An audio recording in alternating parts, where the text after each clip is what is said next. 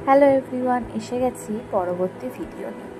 আজকে এই ভিডিওতে আপনাদের যশোদা ভবনের রুম ট্যুর দেখাবো।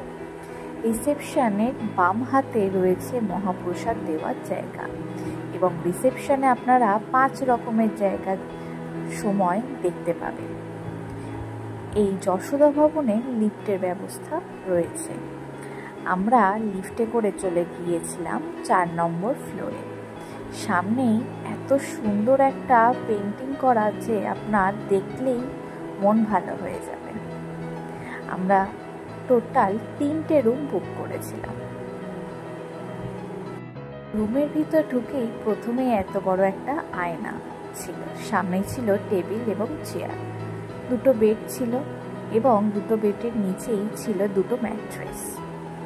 জানলার পর্দা সরাতেই এত সুন্দর একটা প্রাকৃতিক দৃশ্য চোখে পড়ল যে মনটা আমার ভালো হয়ে গিয়েছিল।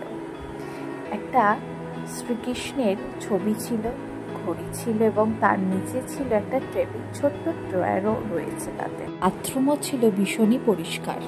আমরা ওখানে লাগেজ রেখে চলে এসেছিলাম গদা ভবনে। এটাই ছিল গদা ভবন। গদা ভবনে এখান থেকে কুপন কেটে আমাদের প্রসাদ সংগ্রহ করতে হয়েছিল।